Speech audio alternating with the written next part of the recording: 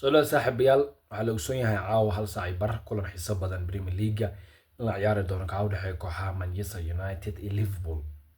Saacadihii ugu dambeeyay dood aad u adag ayaa socotay oo ahayd kulankan ma la ciyaari doonaa, miyaa la baajin doonaa maadaama baraf aad u xooggan uu ka da'ay guud ahaan gudaha Ingiriiska gaar ahaan gobolka Merseyside ee ka dhisan kooxda Liverpool maadaama garoonkooda loo socday.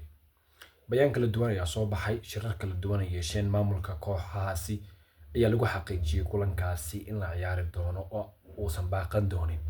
Reer Manchester niyadii ka duceysanayeen waxay lahaayeen muska baaqda kulankaas maadaama cabsi badan ay jirto oo leeyahay ama 7 gool kooxda lagu soo celiyaa maadaama xaalad aad u xun ee dhaxda kaga jirto.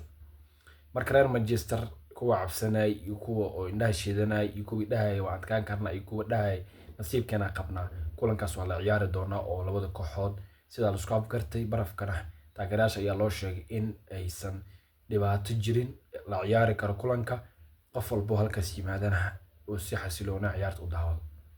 Sheekada kulanka ma la ciyaari doono qodobkaasi waa midaas. Dhinaca kale sheekooyin goos ayaa jira kulanka laga diiwaan galiyay rikooro xun ayaa jira Manchester loo diiwaan galiyay kulamadii ugu dambeeyay waliba kulanka Liverpool markii la ciyaarayso xaaladdu ma wanaagsana. 8 kulan ugu dambeeyay koox hal gool kaliya ku soo dhalisay garoonka Anfield guushii ugu dambeysana waxay ahayd 2016 Wayne Rooney gool u dhaliyay Manchester ku adkaatay waqti badan laga joogaa kulamadii ugu dambeeyay kooxdu natiijo xumo ay keensanaysay ee la ciyaarto kooxda Liverpool. Tababaraha Manchester Amorim wuxuu yiri ciyaartoydina waxay qabaan cabsi xooggan markay ku jiraan garoonka laakiin waxaan kula talinayaa in si niyad wanaagsan ay ku ciyaaraan cabsidana ay banaanka iska geeyaan. Wuxuu leeyahay mas'uuliyadda weyn aniga ayay isaaran tahay aniga ayaa la weydiinayaa macalinku waa afiftay. dhinaca kale Manuel Ugarte iyo Bruno oo calaamad guduudan ku maqnaa kulankii Newcastle ayaa dib loo heli doonaa kulanka caawa oo Manchester macalinkooda uu fursad u heli doono inuu ciyaarsiiyo. Marcus Rashford waxa leeyahay wuxuu la maqan yahay xanuun dartiis inkastoo isku dhac isagii macalinka uu jiro.